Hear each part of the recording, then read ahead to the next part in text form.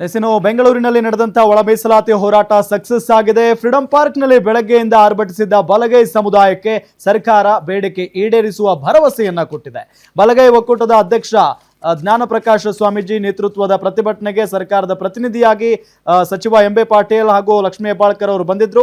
ನಿಮ್ಮ ಪರವಾಗಿ ನಾವಿದ್ದೇವೆ ಅಂತ ಹೇಳಿದ್ರು. ಬಳಿಕ ಸಚಿವರೊಂದಿಗೆ ಸಿಎಂ ಭೇಟಿ ಮಾಡಿದ ಬಲಗೈ ಒಕ್ಕೂಟದ ನಿಯೋಗಕ್ಕೆ ನಿಮ್ಮ ವಿರುದ್ಧ ಯಾವುದೇ ನಿರ್ಣಯ ತೆಗೆದುಕೊಳ್ಳಲ್ಲ ಅಂತ ಭರವಸೆಯನ್ನ ನೀಡಿದ್ದಾರೆ. ಸಿಎಂ ಭರವಸೆ ಬೆನ್ನಲ್ಲೇ ಜ್ಞಾನಪ್ರಕಾಶ ಸ್ವಾಮೀಜಿ ಪ್ರತಿಭಟನೆ ಅಂತ್ಯಗೊಳಿಸಿದ್ದಾರೆ. ಇದಕ್ಕೂ ಮುಂಚೆ ಸಿಎಂ ಹಾಗೂ ಸರ್ಕಾರದ ಪ್ರತಿನಿಧಿಗಳು ಬರೋವರೆಗೂ ಪ್ರತಿಭಟನೆ ಕೈಬಿಡಲ್ಲ ಅಂತ ಪಟ್ಟು ಹಿಡಿದಿದ್ರು. ರಾಜ್ಯದ ಮೂಲೆ ಮೂಲೆಯಿಂದ ಆಗಮಿಸಿದ ಸಮುದಾಯದ ಜನ, ಶಾಸಕರು, ಮಾಜಿ ಶಾಸಕರು ಪ್ರತಿಭಟನೆಯಲ್ಲಿ ಭಾಗಿಯಾಗಿದ್ದರು.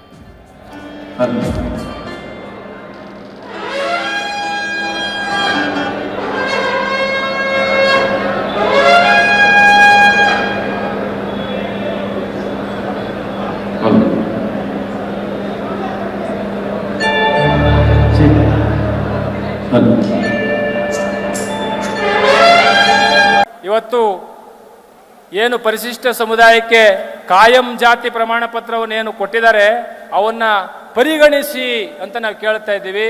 ಆದರೆ ಅದು ತಗೊಳ್ತಾ ಇಲ್ಲ, ತಂತ್ರಾಂಶ ತಗೊಳ್ತಾ ಇಲ್ಲ. ಹಾಗಾಗಿ ವಸತಿ ಶಾಲೆಯ ನಮ್ಮ ವಿದ್ಯಾರ್ಥಿಗಳು ಜನರಲ್ ಕ್ಯಾಟಗರಿಗೆ ಹೋಗಿದ್ದಾರೆ. ಎಂತ ವಿಪರ್ಯಾಸ ಇದು! ಕೆಸೆಟ್ ಅಲ್ಲಿ ಎಷ್ಟು ಅನ್ಯಾಯ ಆಗಿದೆ, ವಿಶ್ವವಿದ್ಯಾಲಯದಲ್ಲಿ ಕೆಸೆಟ್ಗೆ ಎಷ್ಟು ಅನ್ಯಾಯ ಆಗಿದೆ. ನಮ್ಮ ವಿದ್ಯಾರ್ಥಿಗಳು ಒಳಗಡೆ ಹೋಗೋಕ್ಕಾಗಿಲ್ಲ. ಇಂಥ ಎಡವಟ್ಟುಗಳನ್ನ ಸರ್ಕಾರದ ಅಧಿಕಾರಿಗಳು ಮಾಡಿದ್ದಾರೆ.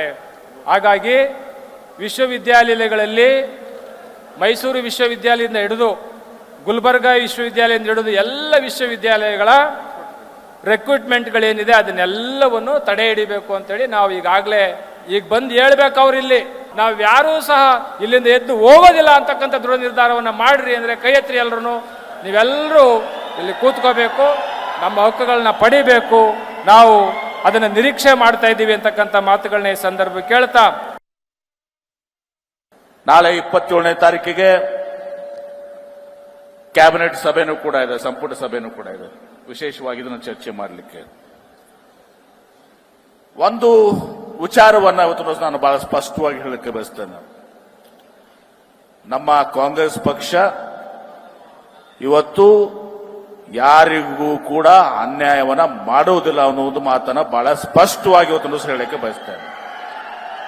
ಇವತ್ತು ನಮ್ಮ ಕಾಂಗ್ರೆಸ್ ಪಕ್ಷದ ಅಧ್ಯಕ್ಷರು, ರಾಷ್ಟ್ರೀಯ ಅಧ್ಯಕ್ಷರು ಯಾರಾದ್ರೆ ಅದು ಸನ್ಮಾನ್ಯ ಶ್ರೀ ಮಲ್ಲಿಕಾರ್ಜುನ್ ಖರ್ಗೆ ಸಾಹೇಬರು. ಅದನ್ನ ತಾವು ನೆನಪಿಟ್ಕೊಳ್ಬೇಕಾಗಿರುವಂತಹದ್ದು. ನಮ್ಮ ರಾಜ್ಯದ ಮುಖ್ಯಮಂತ್ರಿಗಳಂತ ಸಿದ್ದರಾಮಯ್ಯನವರು ಇವತ್ತು ಕರ್ನಾಟಕ ರಾಜ್ಯ ಇತಿಹಾಸದಲ್ಲಿ ಇವತ್ತು ದಲಿತ ಸಮುದಾಯಗಳಿಗೆ ಏಳಿಗೆಗಾಗಿ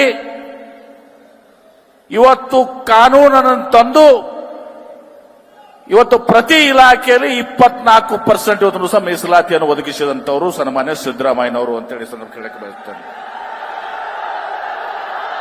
ಅದರ ಜೊತೆಗೆ ನಾನು ಹೇಳ್ತೀನಿ ಕೇಳಿ, ಇವತ್ತು ನೀವು ಯಾರು ಕೂಡ ಆತಂಕ ಪಡುವಂತ ಅವಶ್ಯಕತೆ ಇಲ್ಲ. ಸಮಾಜ ಕಲ್ಯಾಣ ಸಚಿವರು ಡಾಕ್ಟರ್ ಮಹದೇವಪ್ಪ ಅವರು ಇದ್ದಾರೆ.